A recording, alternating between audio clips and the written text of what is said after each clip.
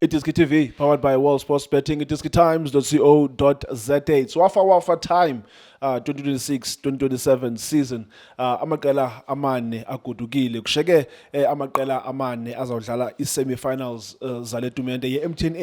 8 semi-finals. First semi-finals, Kukune up against Orlando Pirates. Second semi-final, it's Mamelodi Sundowns up against Golden Arrows. I think in August fixtures says iphumile zizawuconfirm ukuthi uzodlala nini, but I think mhlambi a week after leya. But umdlalo bese ubukela namhlanje benibukela nomhlobo wami i-Kaizer Chiefs and i-Golden Arrows e-FNB Stadium. Mhlobo wami kunjani? Right, man, Munjan. I'm okay. Are you happy with the draw? Yeah, I'm happy, man. Thenga ditholo phansi nje. No, man. I'm happy, man. You're happy? Ngitshelile ngathi noma ngabe yipi. So unfortunately, team enkulu A1 isele njengamanje. So yeah, I'm looking forward to ukuthi sibone ukuthi semi-final isiphatheleni mngana. Who would you like to see in the final of this MTN 8? In the final, noma ngabe ngibani, man. No, I'm saying like I'm not saying who would you like to play against when. I'm taking ukuthi ungasubone AP team ne-AP team final MTN 8. I wish ngabona iSundowns idlala nePirates final mngana. The final? Yeah. Oh, okay. I wish ngibone iPirates idlala neSundowns final. Okay. Ungajabulisa lokho. Akujabulisa. Yeah. Akongxaki mhlobo wami. Let's dive into the Izolo khawuze miseke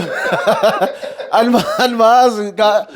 ubuyibuzile izolo Yeah. ecela bani izolo wathini kanene No, yazi mina ngilibele bengicela bomzala ngathi ngicela abomzala baphuma ngaphinde ngasho Khosi for life. if ungakhumbula kahle last Monday wangibuza ukuthi yipi trophy engibona ngathi iKaizer Chiefs ingayiwina ngasho ngathi for iMTN 8 ngibona ngathi kuzoba nzima for bona Ubanike ekhaleni, Khaleni, yeah. understand so but izolo ngishizo ngathi maybe ngathola bona ngisho bengicabanga ukuthi maybe mangithola iChiefs at least igame yami neChiefs ngibona ngathi ngakwazi ukuthi through pass to the final. no not Free through way pass. to the final. No but izoba nale igame yami neChiefs then you miseke Bobsin yeah umdlalo namhlanje Chiefs and Golden Arrows yazi unkululeko izolo ukhe wathatha ngendaba ukuthi ku World Sports Betting abantu abaninzi baluzile kule weekend abenika iteams so straight wins. I think ababesithi izolo okay siphosile izolo sawubamba namhlanje baphinde bagejwa namhlanje. So umdlalo namhlanje Bobzini overall ubone njani between the Chiefs and Golden Arrows? yeah Shane into engakutshela yona ukuthi bekumdlalo ngicabanga ukuthi uyabukeleka mnganami ithi congratulations to Golden Arrows unlike to Kaizer Chiefs. Kaizer Chiefs first half Shane it was a team engibona ngathi bekunguyo lebe nama chances to score uma ngibukela first half yale game because ungabheka the way Chiefs amawinger ayebekadlala ngakhona the likes of uBartman Yeah. ne wing back yabo uLayden uFrosler I think ilela side ngicabanga ukuthi Chiefs beyilisebenzisa kakhulu yes umunyane bekalisebenzisa la side but the Chiefs ama chances ewatholile there's a chance man it was a clear chance yaka Ngcobo ngicabanga ukuthi le yabo kuyi chance ukuthi mhlambe yenze imehluko ku first half because ama box entries wala majida even uDuba noma mhlambe akhonile ukutrack abuye ngapha kuwinga but uma bafika decision making lama cutback bebakhona ngicabanga ukuthi la Chiefs bekumele ngabe ithole khona iligoli because bekunzima ukuthi bayi direct because bengibona ngathi uNcobo yastrugglisha kule number 10 wakwazi ukuthi adlale isiduba yes uDuba ubonakale angekho because of ungamabheka there was no creativity for uDuba I think kune chance engibona ayithola ngale washayisa besekwenda kanye mhlawumbe msolo ngokuqala besekwenda kanye ukuthi khange sibone much of him namhlanje kangasibone striker mina normally mna I will always question ukuthi abeyifumana mhlawumbe supply yena xa ujoyina namhlanje abeyifumana isupply yena akazange ngayithole striker sithola isupply si missed lawo ma chances then sikwazi ukuthi sizodila ngefinishing yalesa striker you understand but if striker asitholi supply at the end of the day yini kumele siyiblame for uDuba ngicabanga ukuthi we shorted supply Shane ukuthi mhlambe lo ya number 10 ya midfield because sibona uMabuye uma alapha kule ya midfield analomdlali ila ngibone ngathi uye bekazama ukuthatha ama shot on target manje uMabuye outside the box because they are trying ukuthi bafuna ukuya wide babuye but akubonakala ukuthi benzani remember ngalesa sikhathi uma ngabe kusadlala abadlali abafana no ubani le winger elihambile le Kaizer Chiefs Oh, Ulilepo. ulilepo Yeah. bokuwumuntu engicabanga ukuthi sometimes uyazi ukuthi mabaya wide uletha lawo macross even though uthola ukuthi eboxini akubi nomuntu engicabanga ukuthi ugood aerially but today Kaizer Chiefs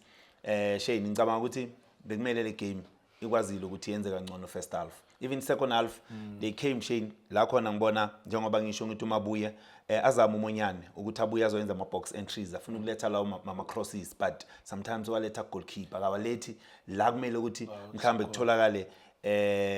Abu Bartman la ngicabanga ukuthi at least babuya khona la kule penalty spot ukuthi okay let ibhola penalty spot at least sibone ukuthi kwenzakalani so unfortunately iKaizer Chiefs Shane ayizange second half ngicabanga ukuthi mhlambe le creativity yabo beyingaba ngalendlela because even the introducing yakalanga lihluphile ubonile ukuthi uShezi bekampushela away always aya ufuna ukudila naye ukuthi akadlala ama back pass beyangafuni uma ngabe ufuna ukuyenza ama box entries make sure ukuthi it's either kube i-corner kick I think nayo le defense ye Golden Arrows iyenza umsebenzi omuhle ukuthi Kaizer Chiefs egcineni izithola ingawatholi lawo ma clear chances uma ngabe mhlambe bafuna mhlambe kudlalela next to the box Ibuzini yazi Ulilepo was one of the highest scorers the Kaizer Chiefs last season. And akuvamanga ukuthi iteam enkulu for example le team ayekuye Ulilepo I don't believe that team is bigger than the Kaizer Chiefs. Yeah. Do you think Kaizer Chiefs made the right decision komrelease Ulilepo xa ujonga i-contribution yakhe kwi-Kaizer Chiefs last season don't you think mhlambe bebenoba ngcono mhlambe this season with yena epha because he spent the last season at Kaizer Chiefs don't you think mhlambe kule season bebenoba ngcono ukuthi kuziswe i-additions like abophili zonke players i-Kaizer Chiefs ezisayinile on top of Ulilepo abepha kwi-Kaizer Chiefs I think bekungaba ngcono ngabe imgcinile Kaizer Chiefs but the problem here uma ngathi uzwa ama rumor he's the one ufuna ukuhamba and if the player is not happy ufuna ukuhamba sometimes it's difficult ukuthi umgcine so ama team afana nabo Kaizer Chiefs bahlukile Shane uma ngabe umdlali bambona ukuthi ufuna ukuhamba egcineni bayomrelease ahambe bathola umunye umdlalo bacanga ukuthi mhlawumbe uzobanceda njengoba sibonile baletha ama wing afana nabo lange lihluphile because uma ungabhekana namhlanje kulela side bekudlala umfundo akazange abonakale that much because now uma ungathi uyambheka uyazama ukukhatha in but uma ukhatha in i-defense yenza iyasivala sonke le space angakwazi ukuthola leso space mhlambe sokuthi angakhatha in akwazi ukuplace lela bhola because nale midfield Golden Arrows uma ungabheka the way badlale ngakhona they make sure ukuthi bay protect their defense because at the end of the day uma ungabheka uZwane nabo Dlamini bekubadlala ngicanga ukuthi bebay protect their defense bebangazivuli space between bona ne defense they make sure ukuthi la kumele operate khona number 10 Chiefs bavala onke ama space they rather play wide bazi ukuthi if bazoya wide it's either babuya ngama cutback or babuya ngama cross and khumbula boJiani they are good aerial so ngicabanga ukuthi yashame Kaizer Chiefs ayizange man ibe ne creativity kakhulu ngale ndlela ngicabanga ukuthi mhlambe ngoba badlala ne Golden Arrows because ekugcineni ubona kwangathi mhlambe i-Golden Arrows sekunguye le control game sometimes bakwazi ukumesha i-Kaizer Chiefs even though i-ball position i-Kaizer Chiefs i-game ithi phela ingaphezulu but uma ungabheka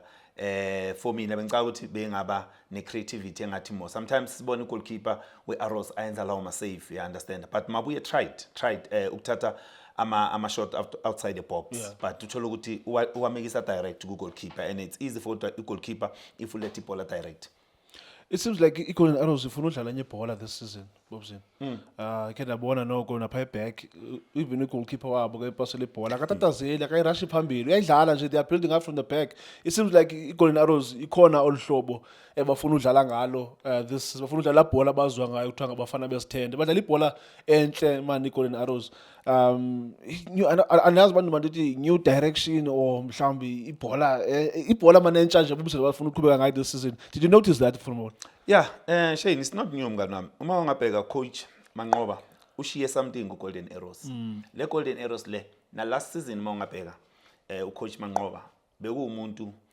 ofuna abadlali. So bheka the comfortability ka goalkeeper. He's good enyaweni ufuna ukuthi abadlali enabasabi bafuna ukwenzana i-build up yabo. Bheka i-build up yabo ukuthi njani. Even ubona ukuthi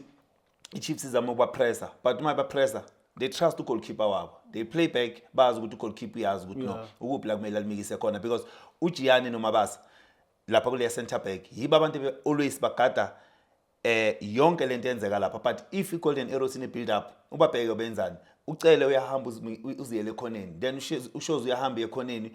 bashiya le two center back icala lapha ibuild up yabo ngicabanga ukuthi wena Shane ucoach uDladla kazange athatha izinto mhlamba afune uvele wahlala kule nto le Golden Arrows ngicabanga ukuthi kuyiyo because bheka uNhlanhla Zwane Shane come on bro that guy little figures ukuthi manje ulisapha I think he played well he deserved the man of the match uNhlanhla ubheke noDlamini uMaxwele I think badlala ngicabanga ukuthi kule midfield beba make sure ukuthi even bangasi threat ngalendlela Kaizer Chiefs they just got their chance ubonile the mistake enzekile lapha so but bona ngendlela badlala ngakhona Shane bafuna ukucontroller leya position even though ubona ukuthi iChiefs iyazama ukuthi ifuna ukuba pressure but bona they understand because bheka ufanele ngaphaka left bokuye emdlalo ngicabanga ukuthi bamsebenzise kakhulu ku first half because ucele beyangayi